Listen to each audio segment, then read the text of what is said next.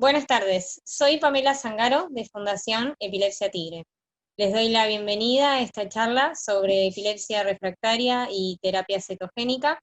Contaremos con las exposiciones de la doctora María Julia Alberti, la licenciada Rocío Violás y el doctor Sebastián Díaz Basanta. Les cuento que la Fundación Epilepsia Tigre se dedica a concientizar sobre la misma. Tenemos más de 70 familias para ayudar sobre donaciones y de medicaciones para el tratamiento de la epilepsia, y así sucesivamente también ayudarnos entre todos para seguir concientizando y que no se sientan solos en este momento. Les agradezco la participación a todos y damos inicio a la charla con la presentación del doctor Sebastián Díaz Basanta. Bueno, gracias Pamela por la presentación. Yo agradezco en nombre del equipo de dieta cetogénica, que estamos los tres en el día de la fecha. Hoy vamos a hablar, esta charla consta de 3 bloques. En el primero voy a hablar yo un poco sobre epilepsia refractaria y terapia cetogénica. Después va a hablar María Julia sobre las opciones de la dieta cetogénica, sobre el seguimiento y las complicaciones de la dieta. Y después Rocío va a hablar sobre la implementación de la dieta. Con respecto a la primera parte de esta charla, donde vamos a hablar un poco sobre epilepsia refractaria. Para hablar de epilepsia refractaria, primero tenemos que tener una idea clara de algunas definiciones. Según la Liga Internacional de Epilepsia, por ejemplo, la convulsión es una aparición transitoria de signos y síntomas debidos a la actividad neuronal excesiva o hipersincrónica en el cerebro. ¿Por qué es importante esta definición? Porque después, cuando podamos explicar un poco los mecanismos de acción de la dieta cetogénica, es importante entender que una convulsión se produce cuando hay una actividad neuronal excesiva. La definición de epilepsia, vamos a decir que es un trastorno cerebral caracterizado por la predisposición permanente a generar convulsiones epilépticas y por las consecuencias neurobiológicas, cognitivas, psicológicas y sociales de este trastorno. Una definición más actual, y para poder entender un poco más de esto, nosotros muchas veces a nuestros pacientes les explicamos que la epilepsia consta de cuando tenemos un paciente que tuvo más de dos crisis epilépticas o más, o cuando tenemos solamente una epilepsia y estamos sospechando que va a seguir teniendo crisis, o cuando reconocemos ya un síndrome epiléptico. Un síndrome epiléptico, ¿cómo es la definición? Todas estas definiciones son por la Liga Internacional contra la Epilepsia. En el caso del síndrome epiléptico, habla de que es una asociación de uno o varios tipos de crisis con alteraciones en el electroencefalograma, con o sin compromiso del sistema nervioso central y de otros componentes tales como la edad de comienzo, gravedad y curso evolutivo. De acuerdo a esto, de acuerdo a la etiología, los síndromes genéticos pueden ser divididos en 3.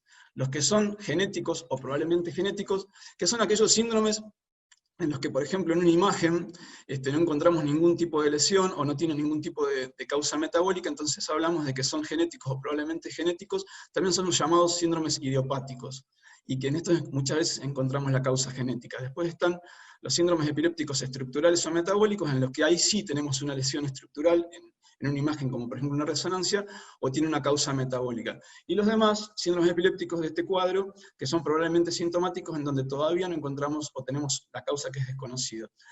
Es un poco aburrido, pero es una clasificación importante. Muchas veces cuando tenemos que explicarle a los padres que cuando, por ejemplo, una epilepsia tiene un inicio que puede ser focal, generalizado, o de inicio desconocido. Y dentro de esta clasificación, un poquito más extensa, ahí podemos ver los diferentes modelos de crisis. Tenemos crisis con un modelo motor y un modelo no motor. Fíjense, dentro de, por ejemplo, de las de inicios generalizados, como les dije hoy, tenemos crisis motoras, por ejemplo, que son clónicas, que muchas veces nosotros en la consulta les preguntamos cómo es el modelo, y para nosotros es muy importante, porque de acuerdo a esto podemos tomar una decisión con respecto al tratamiento. Hay crisis clónicas, tónicas, mioclónicas, atónicas, y después tenemos las que son no motoras, que es muy clásico hablar también de las ausencias, que pueden ser típicas o atípicas.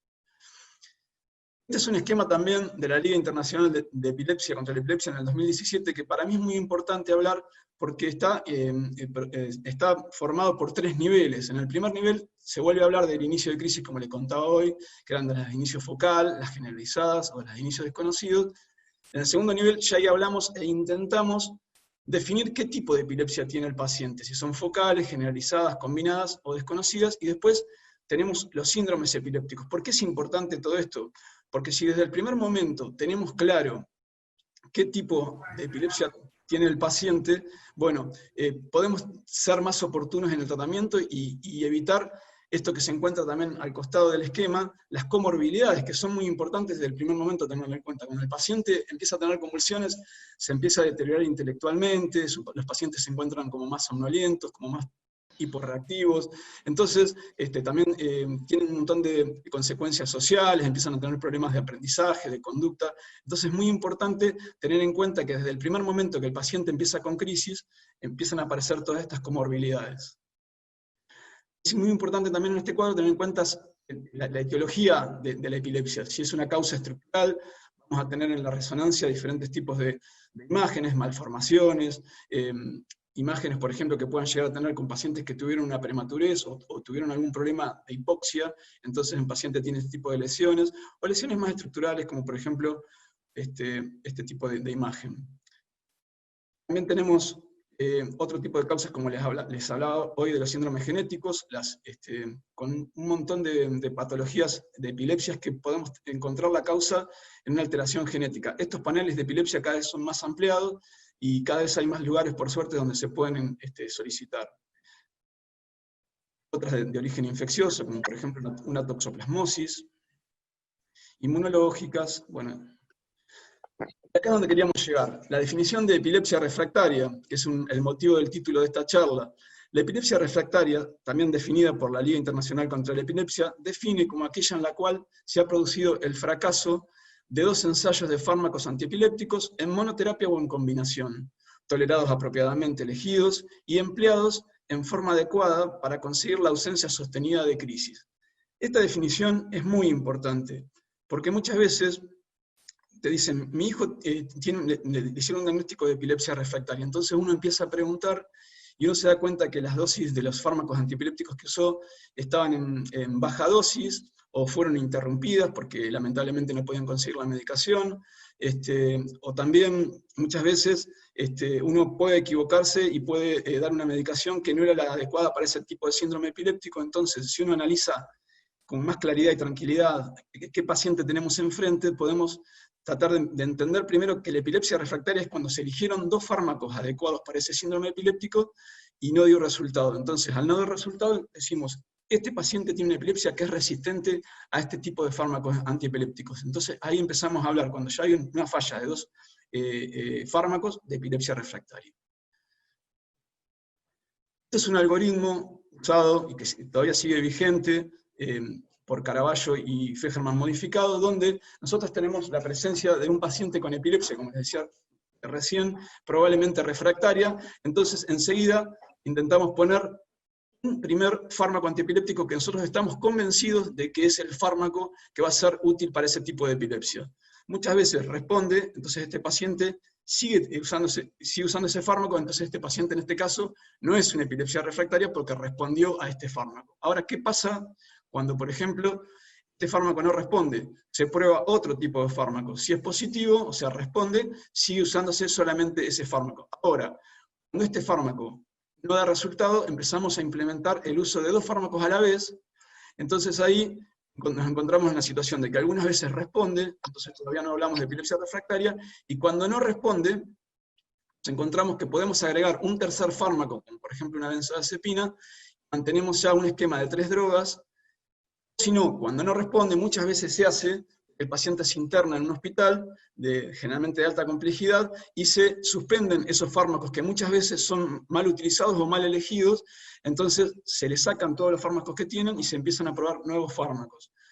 Algunas veces cuando esto no responde, hay otras alternativas como la CTH, los corticoides, las gamas globulinas, y este algoritmo, luego teníamos como de importancia la dieta cetogénica. Por suerte, hoy por hoy esto ha cambiado, y nosotros tenemos muy organizado en nuestro hospital el centro de un equipo multidisciplinario de dieta cetogénica para pacientes con epilepsia refractaria, en donde tenemos ya el reflejo de que ante un niño con una epilepsia que sabemos que va a seguir teniendo crisis, ante el segundo fármaco antiepiléptico, cuando no responde, ya empezamos a hacer todas las cosas necesarias para implementarle la dieta cetogénica.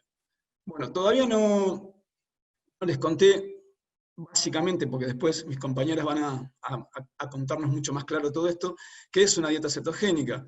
Es un tratamiento alternativo en la epilepsia refractaria en la cual consta de una dieta que es muy rica en grasas, muy baja en hidratos de carbono, en azúcares, y con un adecuado aporte de proteínas. En este caso, les traje este esquema, que es muy práctico para mí para poder explicar, en donde un estudio de unos escoceses explicaron que, por ejemplo, cuando tenemos un paciente donde se aplica con epilepsia, donde le aplicamos el primer fármaco antiepiléptico, hay un control total de las crisis de un 47%. Cuando usamos el segundo fármaco, ya fíjense cómo baja el porcentaje de control total de las crisis. Y ante un tercer fármaco ya antiepiléptico es un 1%. Esto hay discusiones, porque este es un estudio del año 2000, después hay otro estudio importante en el año 2018, donde también coincidían con lo mismo de estos escoceses, pero hay gente que dice que no es tan así y que el porcentaje es un poco alto. Igual de todos modos, es muy útil tener en cuenta y tener, como les digo siempre, el reflejo de pensar en una dieta cetogénica ya luego del segundo fármaco, porque no solamente uno puede tener un mejor control de las crisis, sino también mejora su calidad de vida. Está comprobado que la dieta tiene efectos también neuroprotectores, donde también actúan mecanismos en donde el paciente no solamente se reduce el número de crisis, sino que el paciente está más alerta, duerme mejor, tiene mejor conexión. Entonces, como les decía hoy, mejora mucho sus comorbilidades. Entonces, siempre quedamos en esto de decir que un paciente que tiene, que empezamos con la dieta cetogénica, no darlo después que un paciente tenga 3, 4, 5 fármacos antiepilépticos, sino ya tenerlo en cuenta ante el segundo fármaco que no respondió. Este es un esquema muy útil que siempre nos muestra nuestro líder, Eric Kossoff, que es el que más maneja la epilepsia en el mundo, y en cada congreso muestra este mapa de todo el mundo, y donde todo lo que está pintado más oscuro son todos los países que ya se están implementando con éxito las dietas cetogénicas. Son más de 80 centros en 45 países y crecen año a año. Entonces, la vasta bibliografía, la vasta evidencia científica que hay en todo el mundo, donde habla de la cantidad de trabajos que hay que apoyan y defienden que la dieta es muy útil en epilepsia refractaria. Bueno, esto es cómo nos paramos, los neurólogos infantiles, ante un paciente con epilepsia refractaria. Decimos, ¿es útil el uso de fármacos antiepilépticos? ¿Es útil una cirugía, un estimulador vagal, el uso de la dieta cetogénica? También el cannabis tiene auge estos últimos años y en algunas oportunidades no dan muchos resultados. Entonces, tenemos todas estas alternativas cuando un paciente que puede tener dieta cetogénica. Ahí dice, tratamientos de la epilepsia refractaria es el 20% del total de los pacientes con epilepsia. En Latinoamérica, el 1% de todos los pacientes tiene epilepsia, y de ese 1%, el 20% tiene epilepsia refractaria. Son más de 22.000 niños en la Argentina que tienen epilepsia refractaria. Fíjense la cantidad de niños que se encuentran en esta situación. Entonces, una pregunta importante es, tenemos una epilepsia idiopática. Recuerden que hoy les dije, las epilepsias idiopáticas son aquellas en las que no encontramos la causa, o por lo menos no encontramos ninguna lesión en una resonancia magnética. Bueno, ¿qué usamos en ese caso? Usamos el uso de fármacos antiepilépticos. Cuando tenemos, por ejemplo, pacientes que tienen tumores benignos, displasias, una epilepsia del lóbulo temporal secundaria, una esclerosis mesial, ¿qué usamos? ¿Pensamos enseguida en, por ejemplo, usar fármacos o en usar una dieta? No, pensamos en una cirugía. Ahora, muchas veces nos pasa, un paciente que queremos llegar a una cirugía, se está deteriorando por la cantidad de crisis que tiene, entonces sí empezamos a probar con algún fármaco antiepiléptico, y en algunas oportunidades también, como esa cirugía todavía falta mucho tiempo para poder hacer, también llegamos a colocarle una dieta cetogénica. Cuando hay una patología que es el déficit transportador de glucosa, indicación precoz de dieta cetogénica, otras encefalopatías como el síndrome de West, el síndrome de Dus, el Lennox-Gastaut, el Dravet. En este caso, debemos considerar rápidamente la dieta cetogénica. En estas otras patologías también es muy importante tener en cuenta que existe la posibilidad de una cirugía que es más simple, que es la colocación de un estimulador vagal. Tanto en el Gastaut, como en el Dravet, como en espasmos infantiles y todas las otras que figuran ahí, es muy útil tener en cuenta que también existe el estimulador vagal. Bueno, para hablar un poquito de dieta cetogénica y la historia, tenemos que tener en cuenta que en 400 años antes de Cristo, Hipócrates, por el corpus hipocrático, él decía que ya la epilepsia no era un fenómeno sobrenatural, sino que era una enfermedad, y que él indicaba restricciones alimentarias como para mejorar las crisis de esos pacientes. Galeno, 200 años antes de Cristo, pensaba lo mismo. Jesús en la Biblia curó a un paciente con epilepsia con rezo y ayuno. O sea que fíjense de qué tiempos venimos hablando de restricciones dietarias. Pero en el año 1921, Wilder, en la Clínica Mayo en Estados Unidos, ya introduce el concepto de dieta cetogénica con alimentaciones, o sea, con dieta alta rica en grasas, bajas en hidratos de carbono para el tratamiento de la epilepsia.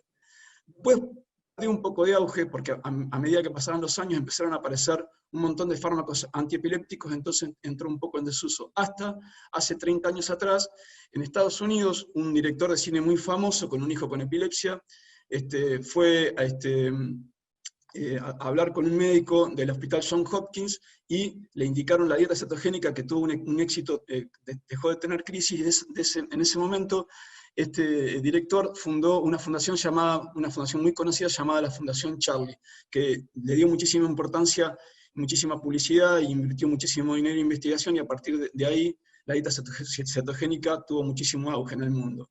En nuestro país, en los años 90, el doctor Fejerman y la doctora Nidia Escobar fueron los pioneros en la dieta cetogénica, en el tratamiento de la epilepsia refractaria en el Hospital Garrahan.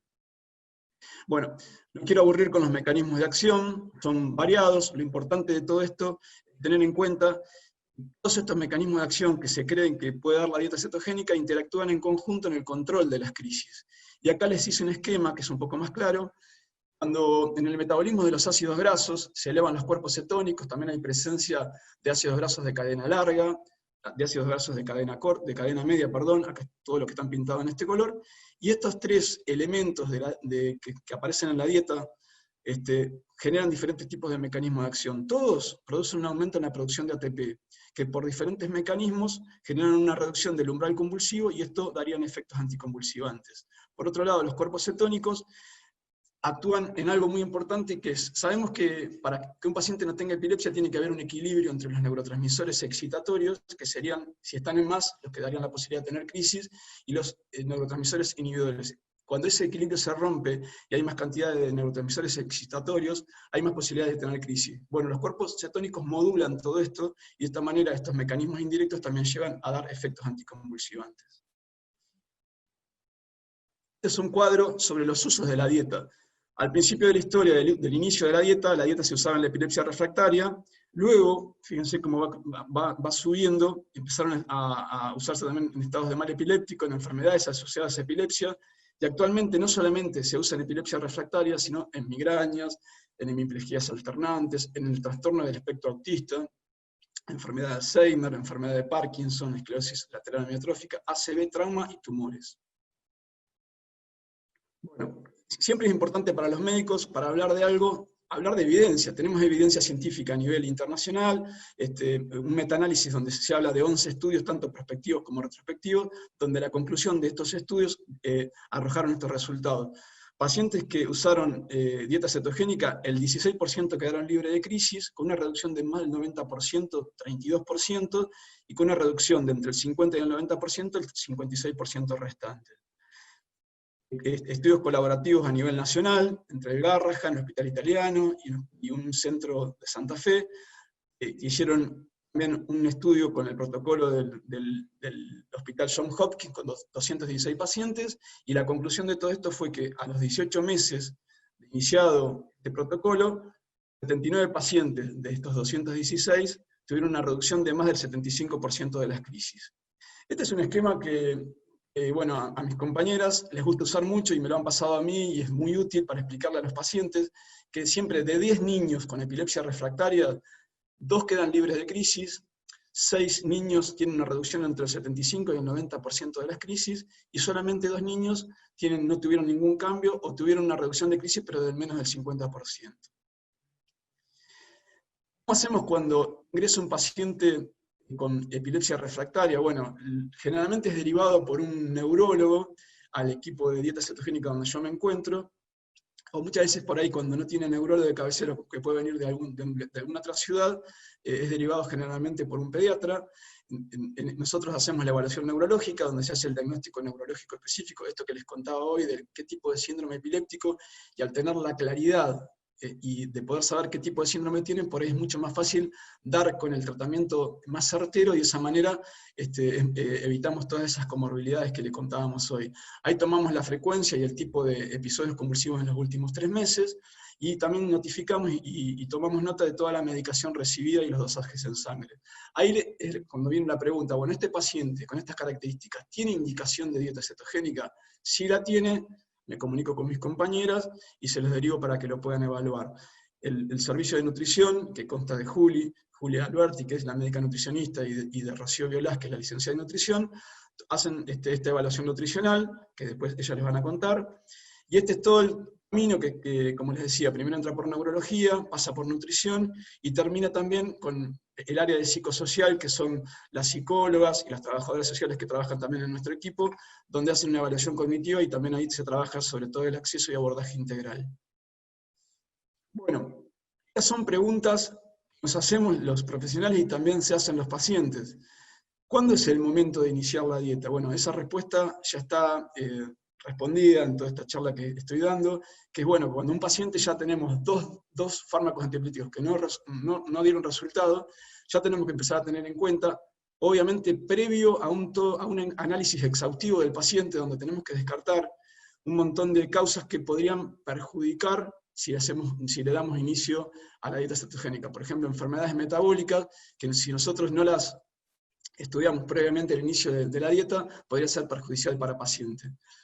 ¿Por cuánto tiempo es el uso de la dieta? Generalmente siempre explicamos que es por un tiempo de aproximadamente 2 años, siempre y cuando haya dado resultado y haya reducido notoriamente el número de crisis.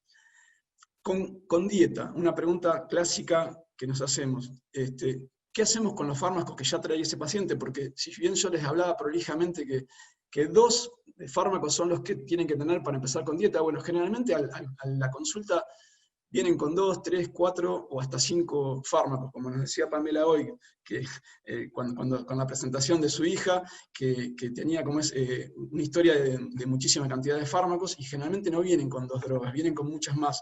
Entonces la pregunta es, iniciamos con dieta, ¿cómo hacemos con los demás fármacos? Bueno, algunas veces se pueden empezar a suspender, generalmente suspendemos los que creemos que no son convenientes tenerlos, otras veces son aquellos que no dieron resultado, pero una vez que empieza con dieta generalmente no es fácil suspender, porque muchas veces hay una sinergia entre la dieta cetogénica y los fármacos, y hace que los mecanismos de acción tanto de los fármacos como de la dieta funcionen y sea efectivo para el control de sus crisis.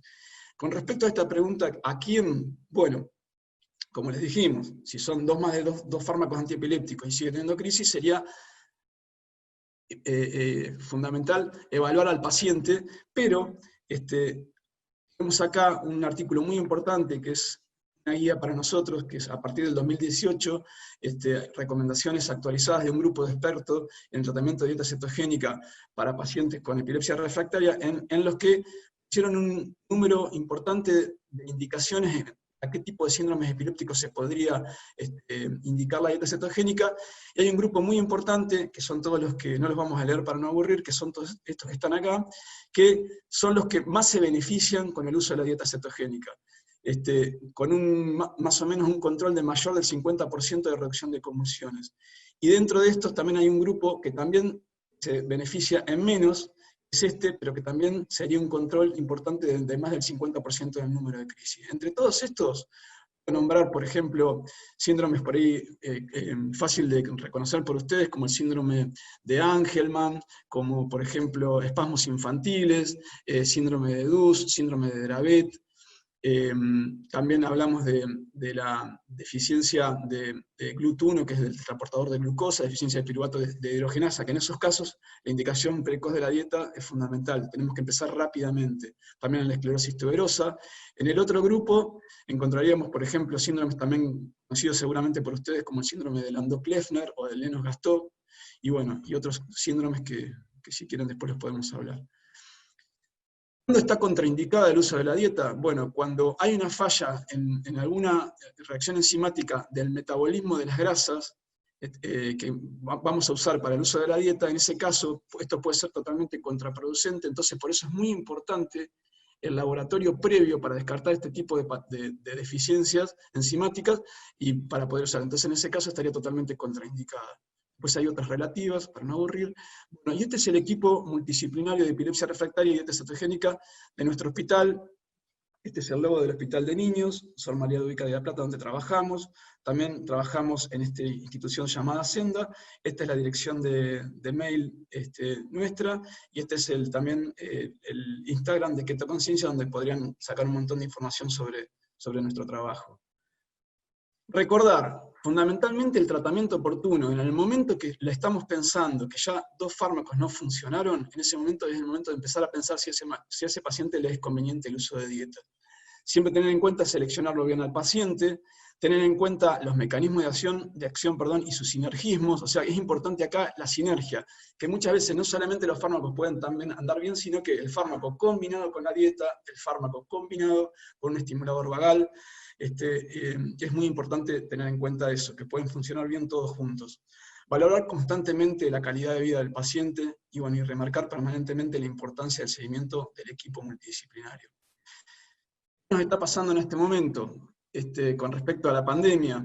La dificultad de los pacientes de llegar al consultorio en forma presencial hace que tengamos que muchas veces comunicarnos de manera no presencial a través de la telemedicina. Esta es una fotográfica de cómo es nuestro trabajo. Ahí pueden vernos a nosotros 3 interactuando con una familia del interior de la provincia. En esa foto también se puede ver al padre, y en el fondo de la foto a la pediatra.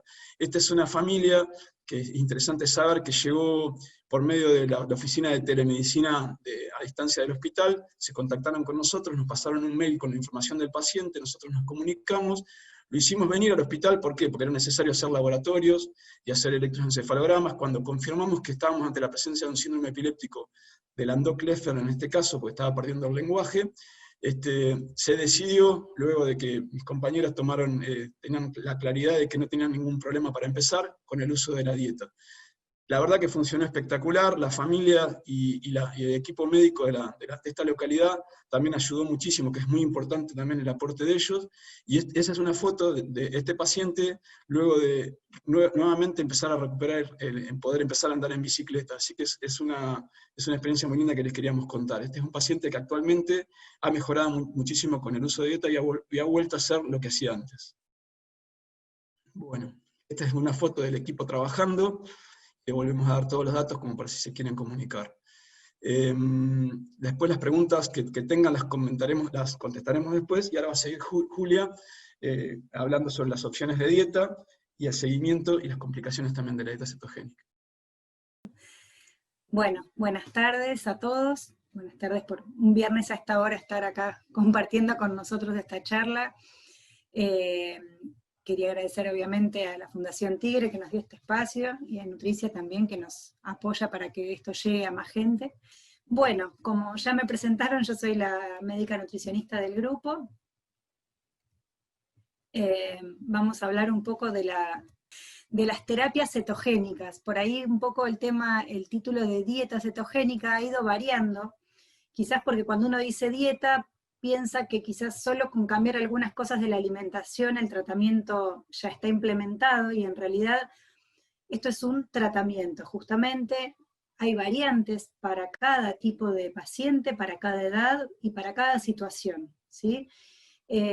Por eso es tan importante la evaluación multidisciplinaria. O sea, el neurólogo considera que hay una indicación, como habló Sebastián anteriormente, por todas las evaluaciones que el neurólogo hizo, y nosotros tenemos que determinar en equipo cuál sería la mejor modalidad para ese paciente. que no incluye solo el cambio alimentario, sino que también incluye un cambio metabólico en ese paciente, entonces hay que estar muy atento a qué cambios vamos a hacer. Sebastián ya nombró esto, que es una dieta rica en grasas, pero con muy poquitos hidratos de carbono, ¿sí? ¿Dónde están los hidratos de carbono? En la harina, en el azúcar, en el arroz, en papas, en frutas, pero siempre tenemos que estar atentos a dar el aporte adecuado de energía para ese niño y las proteínas necesarias para que sí continúe su crecimiento. No sé si llegan a ver acá en estos gráficos, este gráfico muestra cómo sería una dieta habitual de cualquier persona, o sea, la mitad del plato tiene hidratos de carbono.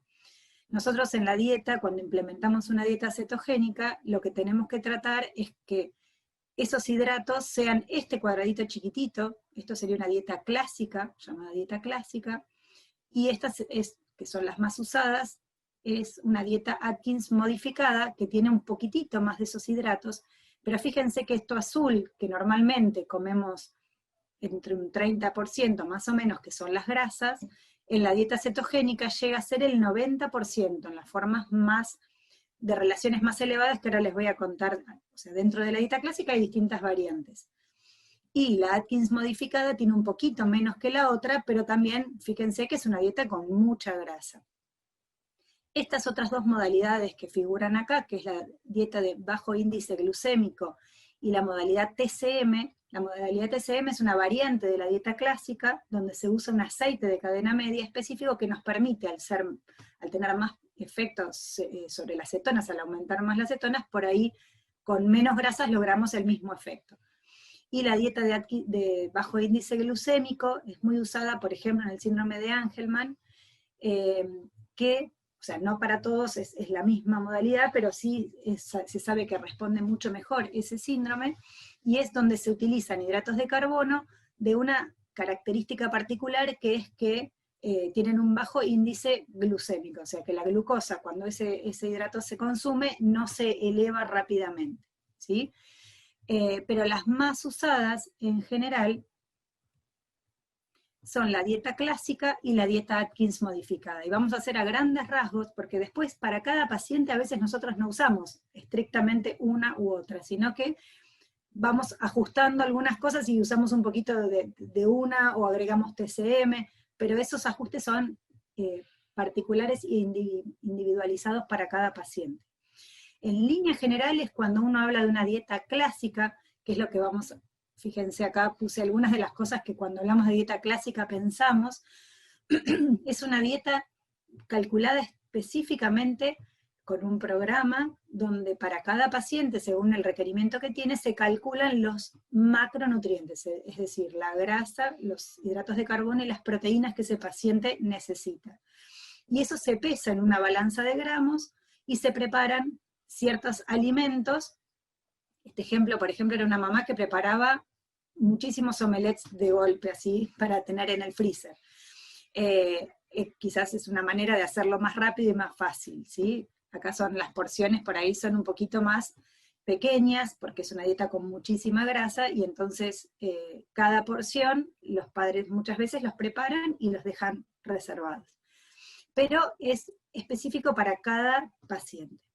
En la dieta Atkins modificada, que vamos a ver acá a la derecha, tiene algunas particularidades que la hacen un poco más flexible por ahí para hacer una vida fuera de la casa, porque hay algunos productos de un kiosco o que puedan compartirse en la mesa familiar, donde las preparaciones en general tienen libres los productos que no tienen carbohidratos, o los que tienen poquitos carbohidratos se les da una cantidad determinada para cada paciente. Esta dieta también es individualizada, no es que es para cualquiera, porque en función de cada paciente uno hace ajustes y calcule específicamente qué es lo que necesita. El tema es que cada dieta no la podemos usar en cualquier paciente, ¿sí? Nosotros lo decidimos en función de algunas características que les voy a mostrar. La dieta clásica es la más usada en menores de 2 años. Hay muchos trabajos científicos que dicen que es la más efectiva en esta edad.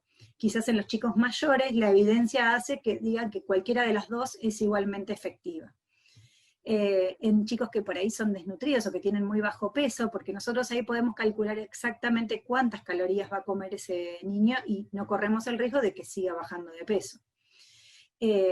Cuando son pacientes que se alimentan exclusivamente con fórmula, que serían los menores de 6 meses, porque esta dieta se puede iniciar incluso desde el nacimiento, si bien se usan formas diferentes para la implementación. Antes, hace muchos años, cuando nosotros empezamos, era solo en mayores de 1 año. Ahora cada vez se sabe que las epilepsias que más responden son las epilepsias de los lactantes, y entonces cuanto antes ya tenga la indicación y podamos empezar, lo vamos a hacer. Entonces en esos pacientes, la forma clásica es la que vamos a elegir. O pacientes que están en una terapia, antes que eso, también hay pacientes mayores, de más edad, pero que se alimentan por sonda nasogástrica o por gastrostomía solo con fórmula, también son candidatos a hacer una dieta clásica. Hay una de las indicaciones de la dieta, que es como una emergencia, digamos que son pacientes que están en la terapia intensiva con estatus epiléptico, donde el inicio de la dieta tiene que ser rápido y llegar a la relación cetogénica más elevada rápidamente, entonces ahí se utiliza con una fórmula generalmente una dieta clásica. La dieta Atkins modificada es muy usada en adultos o en adolescentes, que por ahí vi una de las preguntas, ¿sí? O sea, la dieta puede ser muy efectiva en adultos también. Esta es otra de las cosas que se han ido descubriendo en estos años, que no es solo para los niños, sino que los adultos responden muy bien también a la dieta. Quizás en ellos es más difícil la adherencia, pero por eso hay que buscar alternativas más flexibles, como para que puedan lograr el control de las crisis también. Y esta modalidad sería como la más elegida. En pacientes que tengan dificultad de la accesibilidad de un centro, por ahí que viven lejos, en otros países incluso, que uno por ahí no tiene la posibilidad de controlarlos. Ahora igual el hecho de la telemedicina hace que uno pueda controlar a los pacientes incluso estando en otros lugares, pero eso sería una de las indicaciones. O pacientes que sean por ahí muy ansiosos, que coman mucha cantidad y que por ahí tienen poca saciedad y quizás con la dieta clásica las porciones son más pequeñas y entonces a veces elegimos la dieta Atkins, o pacientes que ya estuvieron en dieta clásica al inicio, o que ya hicieron en otro ciclo, porque uno puede volver a hacer otro ciclo de dieta, quizás iniciaron en algún momento con una modalidad clásica, y que quizás ahora, por la edad que tiene el paciente, las características, podemos elegir, o porque la familia quiere otra modalidad, porque ya, o sea, el hecho de pesar todos los alimentos, quizás no es la modalidad que quieran, y bueno, podemos evaluar pasarla a esta forma. Esto de las porciones que yo les decía, cuando la relación cetogénica, esta que yo nombré, tiene que ver el 2, el 3 o el 4 son los gramos de grasa en relación, o sea, por cuántos gramos de grasa voy a tener por gramo de la sumatoria de hidratos de carbono y de proteínas, ¿sí? ¿Esto qué quiere decir? La relación 4:1 tiene mucha grasa, tiene un 90% de grasa, que es esto que está acá arriba, ¿sí? Entonces, como la grasa es mucho más calórica que los hidratos de carbono, las porciones suelen ser más chiquitas y dan más saciedad. Porque que sea chiquita no significa que no tenga toda la energía que el paciente necesita, ¿sí? Entonces es importante tener eso en cuenta. A veces los papás cuando recién empiezan piensan que es muy poquito, pero quizás las calorías que está teniendo son las mismas que tenían comidas más grandes previo a la dieta. La relación 2:1 quizás es la con menos rango cetogénico, tiene porciones un poquito más grandes porque entrarían un poquito más de hidratos y menos grasa, ¿sí? Esto es una pregunta porque estamos en una época que seguramente han escuchado o han visto en las redes, o hay muchísimas personas que suben, que hacen grupos para bajar de peso con dietas que se llaman cetogénicas, y por ahí lo que nos pregunta mucha gente es si esta es la misma dieta, ¿sí? O si puede hacer, o sea, cuando le hablan de dieta cetogénica, entra a internet y busca una dieta que figura en cualquier lugar de internet. Pero no es lo mismo. Si bien pareciera cuando uno habla que tiene pocos hidratos y piensa que es similar, no es así. para diferenciarlas. Acá a la izquierda vamos a tener la dieta Atkins, fue creada en los años 70, es una dieta que es un tratamiento nutricional, es una dieta hipocalórica, quiere decir que tiene pocas calorías, donde sí hay restricción de los hidratos de carbono, que generalmente tiene mucha proteína, porque está como liberado los alimentos que aportan proteínas, que ya Rocío nos va a explicar, y que generalmente se utiliza en adultos con sobrepeso o en obesidad. La dieta cetogénica, la Atkins modificada, que es la que nosotros utilizamos para la epilepsia refractaria, es una dieta que tiene, o sea, un tratamiento que indica el neurólogo. No lo puede indicar ni una licenciada en nutrición ni una médica nutricionista. Este tratamiento lo indica un neurólogo. Es un tratamiento para niños o adultos con epilepsia refractaria. Y es una dieta normocalórica, es una dieta donde nosotros no queremos que el paciente baje de peso, ¿sí? Por eso es que es tan distinto, porque si bien tiene restringidos los carbohidratos, las proteínas se indican adecuadas para cada niño, o a lo sumo un poco por encima, pero raramente son hiperproteicas, pero sí son normocalóricas, ¿sí? Eso hay que tenerlo claro, y tienen mucho aporte de grasa. O sea, cuando nosotros indicamos tanto cuántos hidratos pueden comer, hasta cuánto, pero también indicamos como mínimo tanta cantidad de grasa. Eso es la gran diferencia con estas dietas de bajar de peso, que además tienen que estar llevadas a cabo por un equipo interdisciplinario que al menos tenga médico neurólogo y licenciado en nutrición o médico nutricionista por lo menos, ¿sí? Y es lo que decíamos hoy, cuando uno indica, o cuando el neurólogo nos deriva un paciente para el inicio de la dieta, o para evaluarlo para el inicio de la dieta, hay que hacer varias evaluaciones, no es tan sencillo. Uno hace una historia clínica de ese paciente para ver si realmente puede realizar la dieta, porque a veces hay cuestiones alimentarias muy difíciles de sortear para que el paciente haga una dieta con algunos limitantes, ¿sí? Entonces, por un lado vamos a hacer la antropometría, que es pesar, medir al paciente, ver nutricionalmente si ese paciente está desnutrido, si tiene sobrepeso, si está bien en su crecimiento.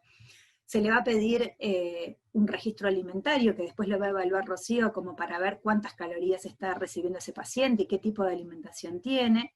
Saber si tiene terapias, qué nivel de actividad tiene, si hace deportes.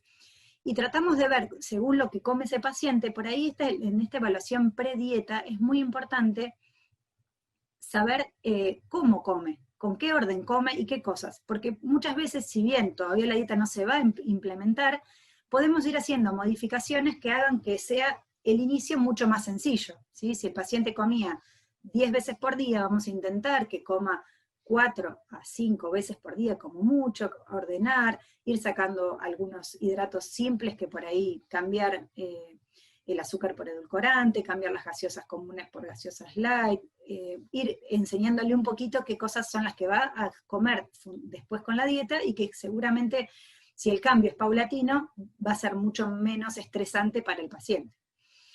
En ese caso, por ahí con Rocío discutimos un poco qué tipo de dieta podemos implementar para este paciente, y en función de eso elegimos los alimentos. O sea, le pedimos a los familiares que vayan consiguiendo la balanza, que vayan consiguiendo algunos alimentos, que vayan organizándose con eso, y si tienen obra social, vamos haciendo pedidos a las obras sociales de algunos productos que hay en el mercado que nos van a ayudar a hacer la dieta, ¿sí? Que no es que son indispensables, pero sí hacen un poco más fácil, bastante más fácil, el inicio de la dieta, ¿sí?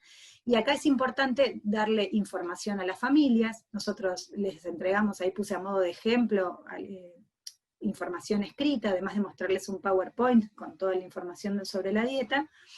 Y si hay dificultades, porque hay pacientes que no tienen obra social o que no pueden conseguir insumos, o dificultades para conseguir los alimentos, porque a veces piensan que son muy costosos, que son un poco más costosos, pero podemos lograr, ahí el rol del trabajador social en nuestro equipo es fundamental. Y también es necesario, y esto acá puse los consensos, nuestro país cuenta con un consenso para dieta cetogénica clásica y un consenso para dieta Atkins modificada, que cualquiera sea la modalidad que uno elige, necesita tener quizás al inicio, por un lado, haber descartado los trastornos del metabolismo, como les contaba Sebastián, que contraindicarían la dieta, ¿sí? En función de cuál es el motivo de la epilepsia del paciente, y si algunas veces no queda tan claro, es fundamental en algunos pacientes tener este examen previo. Y después otros exámenes que van a ser de laboratorio necesarios para tener un punto cero, digamos, de base, para ir controlando al paciente a lo largo de la dieta, ¿sí? Estas son las enfermedades que contraindicarían la dieta, por eso hay que pedir esos análisis. Y esto de glucción adecuada, yo lo remarco siempre, porque la dieta, al ser rica en grasas, tiene o sea, en el estómago el alimento queda más tiempo, tarda un poco más en ser digerido, y muchas veces pacientes que ya tienen reflujo gastroesofágico, puede que con este tipo de dieta pueda empeorar ese reflujo. Entonces tenemos que saber exactamente cómo, y muchas veces pacientes que además tienen trastornos para la vía oral, y entonces la aspiración de la grasa de esta dieta podría ser un riesgo. Entonces nosotros tenemos que estar seguros que ese paciente por vía oral puede recibir este tipo de alimentación. Esta es una duda que mucha gente tiene, porque clásicamente en sus inicios la dieta se realizaba con una internación. Esto no siempre es así. De hecho, con esto de la pandemia prácticamente son muy poquitos los casos, por ahí los nenes más chiquititos siempre, o sea, tienen que internarse para controlar algunas cosas al inicio, pero en general, o sea, en el hospital nosotros, bueno, en la internación lo que podemos hacer es un mayor control del inicio, controlamos la glucosa, que es la principal complicación que puede aparecer al inicio cuando bajamos los hidratos de carbono, y todavía las cetonas, que son la energía que va a usar el cerebro, todavía no llegó a subir. Ahí puede ocurrir que el paciente se sienta como decaído, como sudoroso, con náuseas, y entonces hay que tomar algunas medidas. Pero si uno lo hace en la casa, sí, y para el paciente y para la familia muchas veces es menos estresante, el paciente puede igualmente estar controlado. Previo a la pandemia nosotros lo hacíamos como si fuese un hospital de día, donde el paciente consultaba todos los días al consultorio, donde chequeábamos la glucosa y teníamos los controles, y la capacitación de los familiares la hacíamos antes del inicio. Cuando están internados en general se hace en simultáneo. Ahora con esta situación que estamos viviendo, muchas veces nos es muy útil hacer capacitaciones virtuales, iniciar conociéndonos previamente, consiguiendo todo lo que les conté, hacerlo virtual, y la capacitación también se puede hacer. Así que ya no es necesario estar cerca físicamente, sino que se puede resolver de esta manera. Esto también, o sea, estas preguntas que yo voy poniendo son preguntas que recopilo de los padres, y que siempre se repiten en la charla. Nosotros empezamos a hablar de las cetonas, y como si todo el mundo supiera de qué se trata, como si fuese un término común, y la mayoría de la gente no tiene ni idea de qué se tratan las cetonas, y por qué es importante, y porque cuando empieza, la mayoría de las familias no tienen el reflejo de cuando tiene convulsiones medir las cetonas, y nosotros siempre preguntamos ¿y cómo están las cetonas? Entonces, me pareció muy importante que contarles esto, por ahí para los que están por empezar, o para los que ya están en dieta, quizás es un poco más familiar el término. Nosotros cuando van a iniciar los pacientes les decimos que van a tener que registrar en un cuadernito las crisis, o sea, muchos papás ya están acostumbrados a hacerlos, pero unos días previos, quizás el mes previo a la dieta, que empiecen a registrar cuántas crisis tiene ese paciente, y después del inicio también es muy importante, porque en función de eso nosotros podemos decir si el tratamiento fue efectivo en reducir las crisis o no. Además, qué cosas fueron comiendo, cómo se alimentó ese paciente al inicio, si quiso comer todo o no, porque a veces no le gustó la comida, porque a veces se llenó más rápido que lo que venía haciendo antes de la dieta. Bueno, entonces es importante para nosotros qué fue lo que comió. Y después, al inicio, solo al inicio, va a necesitar un registro de glucosa en sangre, que es la glucemia. Pero ya después, una vez que pasan los primeros días y las cetonas empiezan a aparecer, esa glucemia ya no la necesitan medir más. En casa no se van a tener que ir midiendo glucemia. pero sí van a medir lo que se llama cetonas, que son esto que yo arriba puse como cuerpos cetónicos, que son acetoacetato, acetona y beta-hidroxibutirato. Esos cuerpos cetónicos vienen de cuando, o sea, la grasa se metaboliza en nuestro organismo y se transforma en estas tres cosas, que circulan en sangre y las cetonas se eliminan en el aliento, ¿sí? Entonces por ahí cuando el paciente está en dieta tiene un aliento diferente. Y después también se eliminan en la orina. Entonces, ¿cómo nosotros podemos saber si el organismo ya al tener poquita glucosa, porque nosotros vamos a restringirlo con la dieta, empieza a elevar esas cetonas? Entonces lo podemos medir en la sangre, que se llama cetonemia, o lo podemos medir en el PIS, con estas tiritas que figuran acá abajo, que se llama cetonuria. Para eso también se capacita a la familia para poder medirlo. Al principio va a ser como muy seguidito, por ahí 2 veces al día, después va a ser 1 vez al día, y quizás en la evolución solo cuando hay algún cambio, cuando el paciente tiene crisis, cuando el niño lo notan diferente, entonces ahí a veces se toma, o cuando está enfermo, a veces por ahí cuando hay una enfermedad, cuando hay fiebre, el organismo forma glucosa, aunque no se la estemos dando en gran cantidad en el alimento, y eso hace que el efecto de la dieta por ahí baje un poquito, y eso cuando uno mide las cetonas bajaron. Por todo esto es que es tan importante el tratamiento en equipo, ya no solo interdisciplinario. La familia y el paciente son claves en esto, porque no es solo darle un remedio, sino que es comprar todos los alimentos, tener todo organizado, tener la balanza, tomarse el tiempo para cocinar específicamente para ese niño. Quizás no siempre solo es la mamá o el papá, también hay abuelos, hay tíos, muchas veces que ayudan en todo esto, los hermanos que saben qué cosa puede comer el niño que está con la dieta y qué cosas no.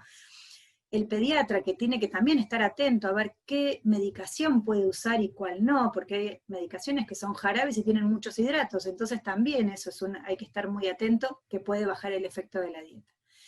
Y bueno, todo el entorno de ese paciente y la comunicación que tengan con nosotros y el entender de qué se trata el tratamiento hacen que este tratamiento tenga mayor adherencia y sea más eficaz. ¿Cómo nos damos cuenta que sirve? ¿Cómo nos damos cuenta que es eficaz? Porque hay menos crisis, pero también porque hay cosas que, como habló Seba hoy, no voy a ahondar en esto, pero está más atento, entiende mejor, puede aprender, le va mejor en los exámenes, muchos papás nos dicen eso, que antes por ahí no podía prestar atención, muchos mejoran la calidad del sueño, y entonces también todo esto mejora la calidad de vida de los pacientes y de su familia, por supuesto.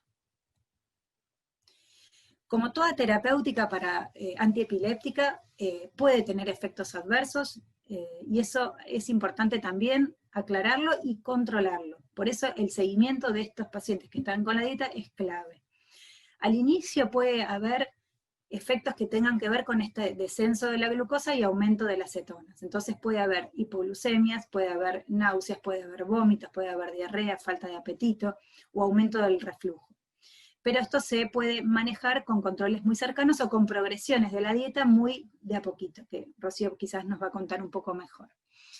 A largo plazo, lo que puede haber, en un 1% de los pacientes que hacen dieta, o sea, uno solo de 100 pacientes podría tener litiasis renal, que quiere decir cálculos en los riñones.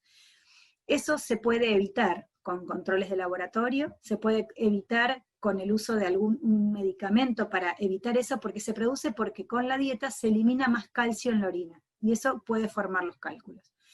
Sobre todo en pacientes que además, porque pensemos que son niños que además tienen medicamentos para la epilepsia, que también se asocian los efectos adversos, por eso, como decía Sebastián, si el paciente llega con menos medicamentos, muchísimo mejor, ¿sí? Otra cosa que es muy frecuente es la constipación, y para eso también hay muchas estrategias que vamos a ir contándoles también en la charla, y que raramente son motivo de suspensión de la dieta. El aumento del colesterol también se controla y se modifica con la dieta. El déficit de selenio ahora ya no es tan frecuente porque, ahora les voy a contar, es muy importante el hecho de usar suplementos específicos que tengan muchos de los nutrientes que la dieta es carente. El mal crecimiento, que si bien uno controla muy de cerca al paciente, se pareciera que en algunos pacientes podría detenerse un poquito el crecimiento en talla. Para eso es importante saber exactamente qué aportes tiene, por eso nosotros le vamos a seguir pidiendo a los pacientes en el seguimiento qué es lo que están comiendo, y vamos a ir evaluando por ahí, haciendo ajustes de la dieta para que eso no ocurra. Y la osteoporosis lo mismo, para eso siempre por ahí estamos muy atentos a los suplementos, a la dieta y a la exposición al sol para activar la vitamina D. Acá esto no tiene que ver con la dieta, pero muchos de estos fármacos tienen muchísimos efectos adversos que quizás hay que estar atento, y por ahí en lugar de seguir sumando fármacos, la dieta también, siendo controlada adecuadamente, podría ser menos nociva que seguir sumando asociaciones farmacológicas. Y si es una dieta saludable, porque esto también escuchamos, no comer con hidratos pareciera que es lo más saludable del mundo en algunos lugares, y no es así. Esto es una dieta que es desbalanceada, como yo les mostré, tiene mucha grasa y poquitos hidratos de carbono, por lo tanto, como estos grupos de alimentos, sobre todo que estoy mostrando acá, frutas, verduras, algunos lácteos, todo eso hace que falten algunos nutrientes, y por eso es importantísimo tomar los suplementos que se les indique. O sea, para cada paciente hay sí es indispensable generalmente algunos nutrientes, que algunos lo logran con la fórmula sola que se le indica, o hay que agregarle aparte algunas cosas específicas. Y después, por ahí también, antes se creía que dieta cetogénica era panceta, huevo frito, todas cosas poco saludables, y entonces en esta dieta desbalanceada, siempre hay que tratar de recomendar alimentos que sean más saludables dentro de las indicaciones que el paciente tiene. Que Rocío por ahí va a hacer más hincapié en algunas de estas cosas, de las fuentes de cada uno, cuáles elegir. ¿Y por cuánto tiempo? Esto ya lo respondió Seba, que generalmente es 2 años, que si es efectiva. Los primeros días uno se toma el tiempo, los primeros meses, para hacer distintos ajustes, pero si la dieta no fue efectiva, no la vamos a dejar de por vida. Y si fue efectiva, también se puede dejar alrededor de 2 años. En algunos pacientes puede que necesiten más tiempo, algunas epilepsias, y otros con ese tiempo, una vez que se va suspendiendo paulatinamente, logran mantener el control de las crisis que se había logrado. En un 75% de los pacientes se logra mantener el nivel de antiepiléptico. Y esto, bueno, es clave todo lo que veníamos hablando, de que la adherencia en este tratamiento es fundamental, y para eso siempre el equipo tiene que estar disponible, ¿sí? Nosotros ahora, bueno, con esta situación por ahí la cuestión de talleres se nos hace un poco más complicado, solo de manera virtual lo podemos realizar, pero siempre tratamos de adaptarnos y adaptar el aporte alimentario, la dieta, para cada paciente en función de sus costumbres, de los momentos de la familia, y que no deje de compartir esos momentos que son tan importantes para el desarrollo de cualquier niño. Estos son algunos de nuestros talleres, algunas fotitos.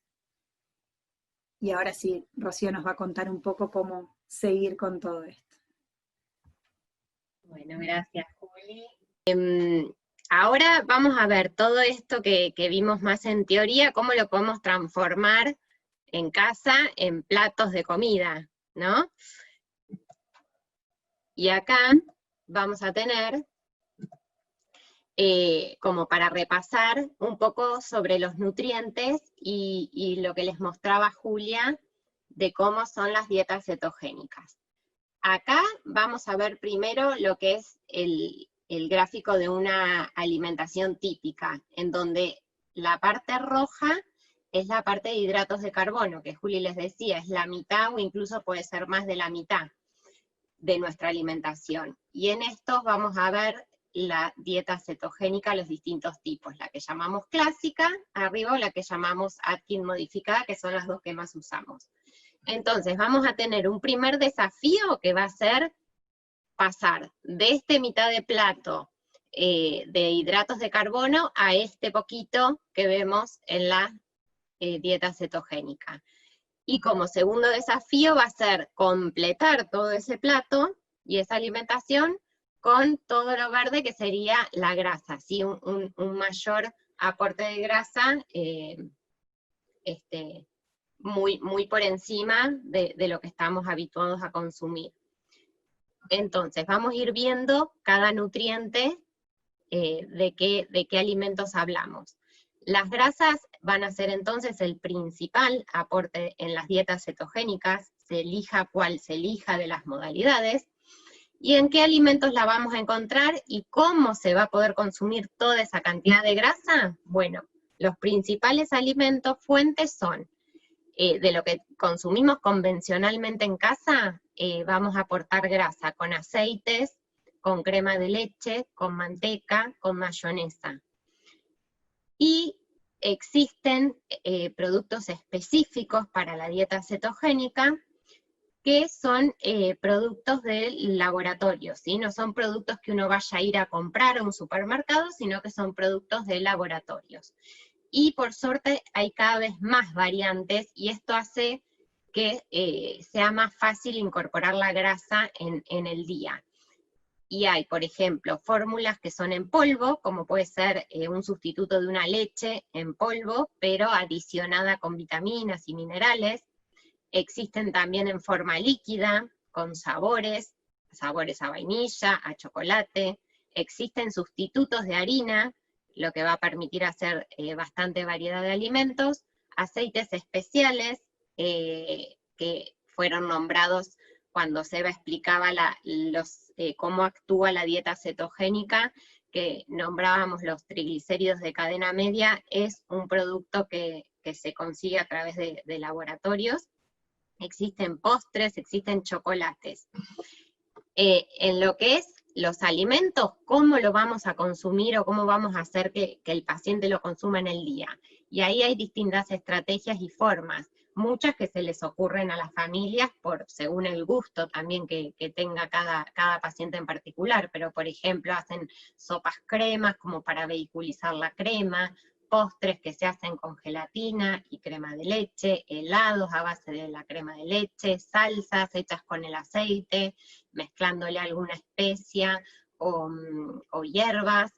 Y esto que lo quería poner para resaltarlo, lo que es el gusto por la grasa, me refiero a que encontramos en varios pacientes que vienen a nuestro equipo para iniciar la dieta, que ya eran pacientes que les gustaban las grasas. Por ejemplo, nos ha pasado de chicos que comen la mayonesa de a cucharadas, o agarraban la crema de leche y la tomaban. Bueno, eso se ve en algunos pacientes, y por eso es importante conocer en toda la parte de inicio previa a empezar la dieta, los gustos de los pacientes, como para esta cantidad de grasa dársela con las cosas que más consume o que más le gustan.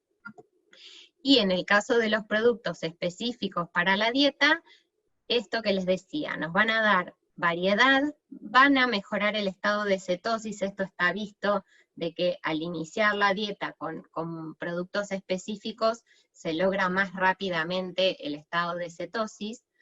Tienen buena tolerancia, y para aquellos que tienen obra social son productos que están cubiertos en un 100%, entonces va a facilitar bastante el aporte de grasa diario.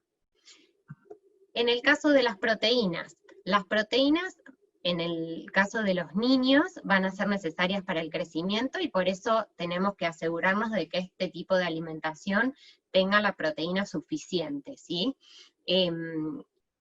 Van a ser, según el tipo de dieta indicada, la cantidad que se va a dar de proteína. En el caso de la dieta Atkins modificada que les comentaba Juli, hay mayor libertad en el consumo de las proteínas, que las vamos a dar a través de carnes de vaca, de pollo, de pescado, cerdo, achuras, lo que esté acostumbrado el paciente a consumir. El huevo es un producto que usamos bastante porque nos sirve mucho para dar consistencia a las preparaciones que vamos a usar del tipo para suplantar una masa. Ahora les voy a mostrar fotos, y por eso es que usamos bastante el huevo. Los quesos, principalmente los más duros, porque no tienen nada de hidratos de carbono. Y fiambres también se pueden usar, pero esto que les contaba Julia de, bueno, tratar de que este tipo de dieta también que sea lo más saludable posible. Ahí es donde evaluamos el aporte de fiambres, que si bien pueden estar permitidos, no sea de forma abusiva y en cantidad todos los días, sino que, bueno, sea para alguna ocasión, pero que sea alguna opción más. Y en el caso de los hidratos de carbono, bueno, esta es la parte más limitada, ¿no? La que más miedo suele dar. Y vamos a tener como alimentos fuentes el azúcar, la miel, las harinas y todo lo que se hace con harina, ¿sí? Cualquier tipo de masa, ya sea de pan, de galletita, de masa de tarta, de masa de empanada, cualquier pasta, fideo, y el arroz, dulces, chocolates, golosinas, y las frutas y las verduras también aportan hidratos de carbono. Entonces, acá tenemos por ahí la principal barrera o el mayor miedo. Y nos ponemos a pensar, bueno, ¿cómo se puede reemplazar todo esto, ¿no? Que estamos tan acostumbrados a comer y está tan incluido en nuestra alimentación diaria? Tenemos, por un lado, estos productos específicos que les contaba. Existe la harina, el sustituto de harina, o incluso las fórmulas en polvo que nos permiten ser usadas como harina, y con eso podemos hacer panes, tortas, galletitas, masas de tarta, masas de empanada, muffins. Podemos reemplazar el sabor dulce por edulcorantes. Usualmente usamos los líquidos porque no tienen nada de hidrato de carbono, en cambio los que son en polvo sí. Y tratamos de que haya variedad de uso de edulcorantes, no usar siempre el mismo, porque son aditivos. Siempre es bueno ir variándolos y tratar de elegir alguno que tenga stevia, es una buena recomendación. Las frutas se pueden incorporar seleccionando las que son con más bajo aporte de hidrato de carbono, y las verduras lo mismo. Solemos usar verduras como las de hoja, espinaca, repollo, zapallito, lechuga, que son verduras que tienen poquito aporte de hidratos de carbono, son las que suelen usarse más. Bueno, estos son algunos ejemplos, por si no me creen, que se pueden hacer estas cosas, son cetogénicas. Galletitas con unos chips de chocolate, fideos, pan o muffin. Si estas son recetas que me mandan fotos las familias cuando las hacen, y son recetas que suelen gustar a sus chicos, en este caso son de todos pacientes pediátricos, y fíjense cómo se puede reemplazar perfectamente y hacer una preparación sustituyendo a algo que se come comúnmente en casa, así como un plato de fideos un domingo al mediodía se puede comer tranquilamente, o unas galletitas para la merienda. Ahora, ¿cómo se aprende a hacer la dieta cetogénica? ¿Sí? Una vez que ya está dada la indicación desde el neurólogo, ya en el caso de Julia como doctora, ya hizo todos los estudios que eran necesarios para descartar las contraindicaciones, para saber que está todo ok para empezar. Bueno, ahí es donde hacemos la capacitación en cocina con nutricionistas, ¿sí? Cuando se puede hacer de forma presencial, es lo ideal, como para ir sacándose muchas dudas de cómo cocinar, cómo hacer lo que es el uso de la balanza, que es fundamental, sobre todo en la parte de la dieta clásica, en donde todos los ingredientes van a ser pesados. Eso lo vemos en la capacitación conmigo, en este caso. Y siempre tener en cuenta que va a ser en base a recetas indicadas con cantidades específicas y exactas para cada paciente, ¿sí? Y esto también siempre tiene que ser una comunicación constante con el equipo, sobre todo en esta parte con la nutricionista, justamente para ir viendo cantidades y recetas que puedan realizar, porque van a ser específicas y individualizadas para el paciente. Y lo que es la lectura de rótulos, que son las etiquetas de los alimentos envasados, que eso también forma parte de la capacitación, porque permite a través de la elección de algunos productos, saber leer en la etiqueta cuántos hidratos de carbono tiene, o si tiene o no tiene hidratos, el uso en la dieta cetogénica de algunos productos que uno sí puede comprar en el supermercado o en un kiosco. Y en este momento tan particular, que nos encontramos todos en casa, la posibilidad que tenemos es de hacer esto a través de videollamadas o de un formato como este que estamos compartiendo a través de Zoom, material de lectura que podemos mandar por mail o por WhatsApp, videos de recetas, redes sociales, y esto que es el chat de las familias, que en el caso de las familias que tenemos nosotros pacientes, es un chat en el que, si bien no formamos parte nosotros, es solo de familias. Sabemos que es súper productivo y se acompañan muchísimo para darse apoyo en lo que necesitan. Es muy bueno tener esa red armada. Y realmente se puede hacer, el paciente que les comentaba Seba al final de su presentación, que es del interior de la provincia, inició en contexto de pandemia y hoy por hoy lleva la dieta muy bien, y fue todo realizado y sigue siendo sostenido así, a través de videollamadas, de WhatsApp con la familia, y se puede hacer, y realmente fue muy efectivo. Ahora, ¿qué pasa con esto? ¿Hay permitidos? La verdad que no, ya que esto no es una dieta en la que, bueno, el domingo me doy un gustito. No, es una terapia. Entonces, desde que se inicia, se tiene que hacer de forma estricta, porque es lo que nos va a permitir también evaluar la eficacia, ¿sí? Como un medicamento, no se puede tomar un día sí, un día no, porque no vamos a saber nunca si está haciendo su efecto, si es eficaz. Entonces esto es lo mismo, sobre todo en los primeros meses en donde necesitamos ver si es eficaz o no, es muy importante hacerlo de forma estricta.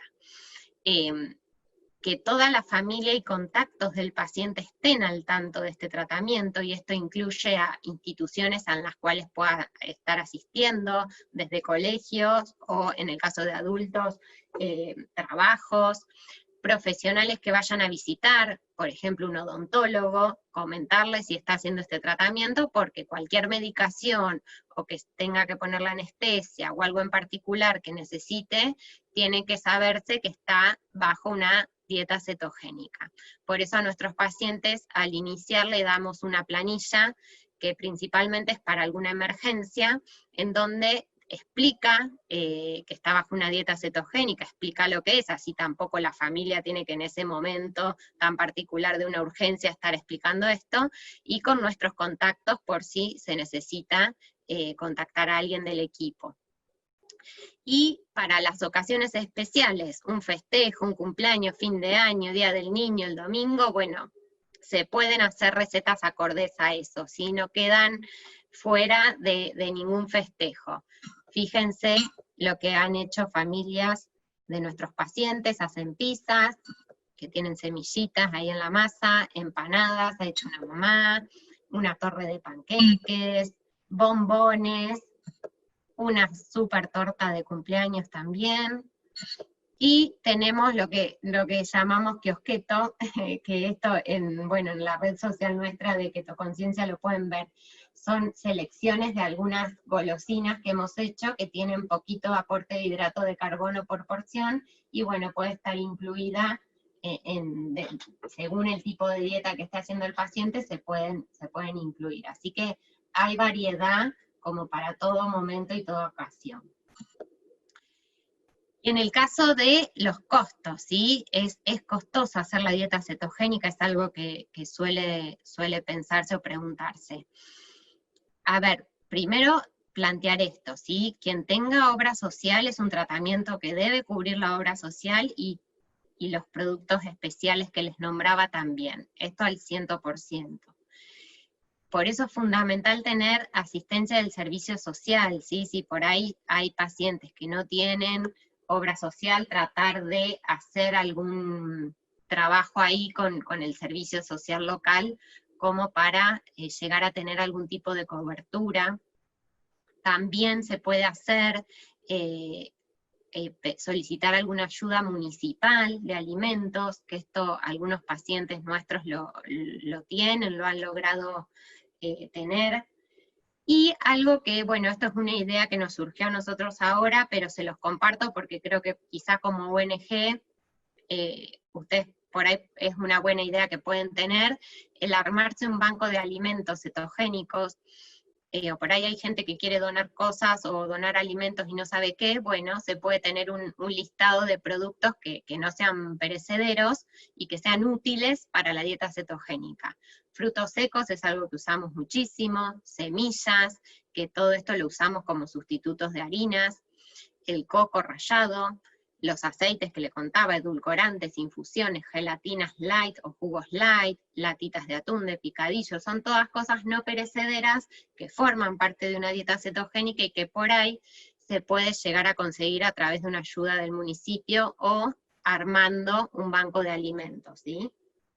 Como para sostener la dieta, sobre todo pacientes que por ahí no tengan obra social y dependan mucho de lo que es el alimento.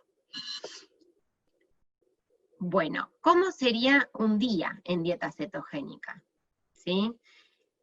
Un día alimentario en dieta cetogénica. Nosotros pensamos siempre y tratamos de adaptar lo máximo posible la dieta a la alimentación que ya traía el paciente. Por eso esto de, al conocer al paciente, que nos traiga un registro de 3 días, por lo menos 2, 3 días, como para conocer cuáles son sus hábitos, cuáles son sus costumbres, sus horarios de comida, sus gustos, y poder mantener lo más parecido posible a eso. Mantener la mesa familiar, que también nos parece súper importante, y sobre todo esto de los ajustes a lo largo del tratamiento. También piensen que no es algo que se indica una vez y ya está, es estático, quedó así. No, es una dieta dinámica. Sí, quizás el paciente arrancó con determinada cantidad de grasa y variantes de alimentos con grasa y que a lo largo del tratamiento se van modificando porque no gustan, porque no tolera. Esto es dinámico y por eso es que tenemos una constante comunicación con el paciente, porque se pueden ir haciendo ajustes, ya sea por adherencia porque no le gusta, o por tolerancia porque no está tolerando, o también porque necesita más dosis de grasa, por ejemplo, o determinada grasa en particular para mejorar el efecto sobre las crisis. ¿Sí? Entonces esto es algo que no es como que se empieza y ya está, quedó estática así la dieta, sino que va a ir siendo súper dinámica y con ajustes a lo largo del tratamiento. ¿Cómo puede ser un desayuno y una merienda estando en dieta cetogénica? Miren, estos muffins, estos son todos del último tiempo, de familias de ahora. Este desayuno de un paciente con su dosis de hidrato, que esto es unos pancitos, que es pan, que su dosis de hidrato la prefirió comer en pan, con palta, que es algo que se usa mucho, y está tomando una de las leches cetogénicas de laboratorio que les contaba. Un budín, pancitos, también con semillas.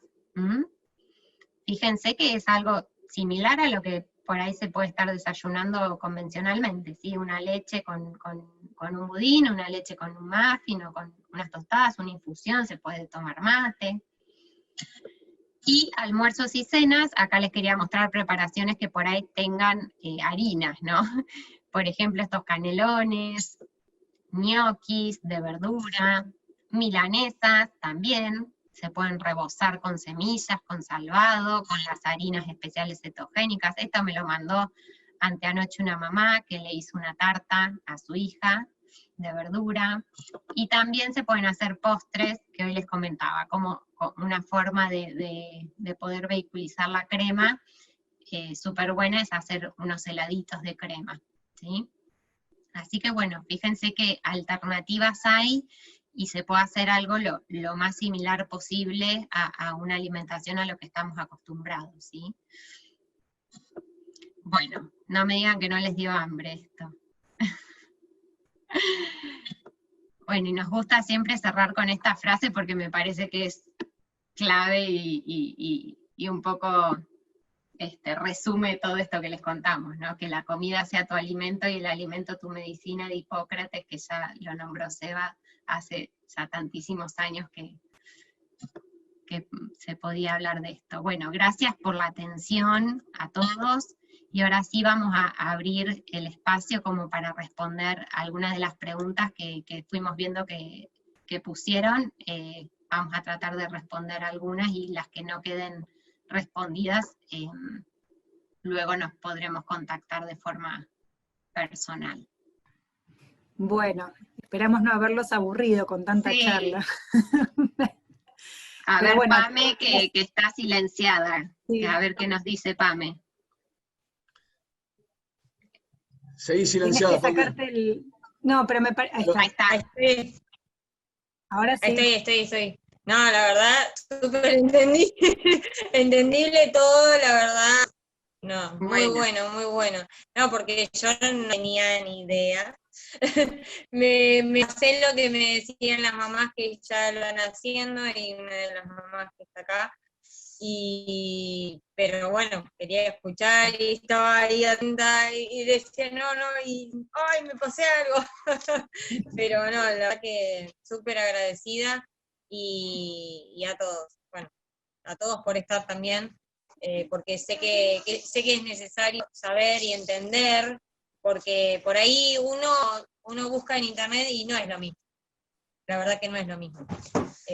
Y bueno, yo creo que me saqué un montón de dudas de las que tenía, y desde el miércoles cuando me dijeron que la gorda va a empezar con esta dieta, estaba así con nervios, y les decía en el grupo, estoy muy ansiosa, y cómo voy a hacer, porque tengo muy poco de cocina. Pero bueno, cuando vi lo que te enseñan a cocinar y demás, dije, bueno, me parece que me voy a tener que anotar porque... porque es todo nuevo, todo nuevo. Sí, claro. No es que nosotros tengamos que comamos chatarra todo el tiempo, porque siempre hemos comido así cosas nutritivas, y hace un par de meses con la gorda, que empezó con un poco bajo de peso por el tema de la medicación, tuvimos una charla con una nutricionista, y empezamos a darle más cereales, alimentos más balanceados y todo, como para que no pierda tantos nutrientes como los estaba perdiendo. Claro. Sí. Así que bueno, creo que estamos justo, sí, es un aprendizaje en el inicio. Es como un aprendizaje. todo, o sea, nosotros ya de los 2 nuevo. años de la gorda empezamos a aprender lo que era la epilepsia, cómo reaccionar frente a una convulsión y a esto. Y al principio por eso es tan importante quizás el compartir con otros padres, pero bueno, que ya lo sepan. Exactamente, sí, con todo, llevar adelante esta situación, y no sentirse solos en ningún momento. Eso es lo que veníamos diciendo siempre. Sí. Y Bueno, por eso muchas es tan gracias. importante el contacto. Ahí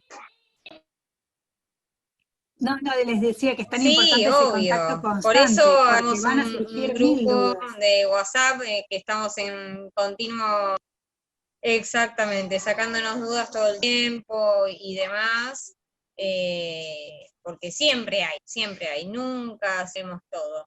Realmente no, los especialistas son ustedes, obviamente. Pero bueno, para eso es lo estamos, que veníamos para viendo, contestarles. y creo que era lo que necesitábamos. Buenísimo. Si quieren podemos pasar a las preguntas, aprovechar las preguntas que fueron haciendo durante la charla, vamos a contestar algunas, ¿sí? El resto de las preguntas, si quieren, las pueden enviar por mail, y los chicos también pueden ir contestándolas. Acá hicieron una pregunta sobre si puede ser utilizada también en adultos, o si solamente es eficaz esta dieta para el control de las convulsiones en los niños. Eso justo yo lo había nombrado en la charla, porque la había visto también. Sí, se utiliza mucho. Al principio, que la mayoría de los centros eran solo pediátricos que hacían este tratamiento, y dado que es efectivo en los adultos también, y cada vez hay más publicaciones científicas que muestran esto para distintas, quizás por ahí la etiología de la epilepsia en los adultos es diferente, a veces por ahí por un ACV, por otros motivos, los pacientes adultos hacen crisis, pero también es efectiva, y los centros de adultos se están capacitando en eso, y en el mundo cada vez hay más, y también pasa que los niños crecen, entonces muchos niños que iniciaron de más chiquitos y que por algún motivo tienen que continuar más del tiempo estipulado, quizás pasen también a un centro de adultos, pero sí, es eficaz. Buenísimo, gracias Juli. Otra de las preguntas que hacen es, ¿por qué son esos 2 años de dieta y cómo se mantiene ese efecto que logra la dieta cetogénica cuando el paciente ya no está en esta situación? Juli. ¿Eva, querés contestar vos o contesto yo? Yo tengo 3 más que después las contesto yo. Ah, dale.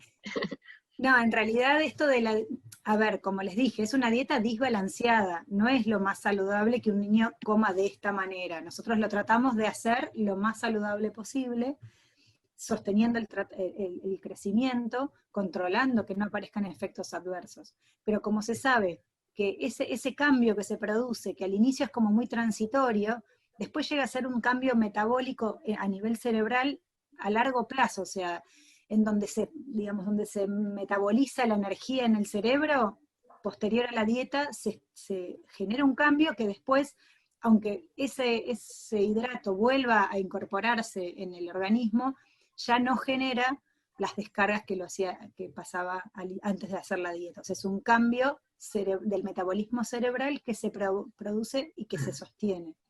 Pero no lo puede, o sea, si no es necesario, o sea, si es necesario se prolonga, pero si no es necesario, siempre es mejor que el paciente coma una dieta balanceada, habitual. Pero bueno, tampoco es que es un cambio que se hace bruscamente, se hace un descenso paulatino. Y si ese paciente después vuelve a tener crisis, puede reiniciar otro ciclo posteriormente, no es que una vez que la hizo ya no se puede empezar más. Hay pacientes que ya van por el 3er ciclo, por ahí lo suspendimos un tiempo y cambió algo y volvió a tener necesidad de iniciarlo y lo podemos hacer. Perfecto, Juli, gracias. Acá otra de las preguntas es, ¿qué ocurre con los fármacos que son jarabe? ¿Cómo se reemplazan si el paciente aún no puede ingerir píldoras? Porque hablan de que es muy complicado al principio, sobre todo en los que son chiquitos. La podemos contestar entre los dos, con Juli. Al principio, cuando nos llegan los pacientes al consultorio de neurología, lo primero que siempre nos han entrenado desde nutrición es que el paciente que lleguen con píldoras. ¿Por qué? Porque el jarabe tiene altísimo contenido de hidratos de carbono. Muchas veces es difícil porque los comprimidos son grandes, entonces muchas veces también está la posibilidad de hacer sellos, donde el comprimido de alguna manera se disuelve, se fracciona en farmacia, entonces es mucho más fácil el acceso. Pero bueno, después también está en la habilidad de mis compañeras de poder combinar, si queda alguna con algún jarabe, y de alguna manera reemplazar esos hidratos de carbono. Por eso quiero que hablen ustedes de eso, porque algunas veces es más difícil. Sí, porque antes nosotros éramos como obsesivas porque no quede casi nada de hidrato en la medicación, era como que estábamos buscándole ahí, contando punto por punto, y la verdad es que incluso hay publicaciones en el último tiempo que hablan que quizás hay medicaciones que al paciente no se le pueden cambiar y que no hay presentación por ahí sin hidratos o con poco hidrato, y lo contamos, o sea, no es que no se puede hacer. Si hay alguna medicación que hay que sostener con una formulación que tiene mucho hidrato, ese hidrato, según la cantidad de dosis que recibe en el día, la descontamos de los hidratos de la dieta de los alimentos, y podemos sostener el nivel de cetosis igual, no hay ningún problema. Y además contamos, en nuestro hospital, particularmente la farmacia, se ha tomado un trabajo enorme, que también lo podemos compartir para el que esté haciendo dieta, de averiguar en todos los laboratorios de las medicaciones que más frecuentemente se utilizaban en nuestros pacientes, y a veces hay jarabes que tienen menos hidrato que algunos comprimidos, y no lo sabíamos. Entonces ahí es como que para los pacientes ellos lo tienen también, y cuando van a la farmacia piden de determinada marca que por ahí tiene menos hidrato. Así que bueno, buscamos esas alternativas. Perfecto. Otra de las preguntas que hay es la duda si cuando se comienza la dieta se puede llegar a disminuir la cantidad de fármacos que consume. Y esa en la presentación era una de las preguntas que yo les puse como que nos hacemos nosotros, y es una pregunta muy común de los pacientes.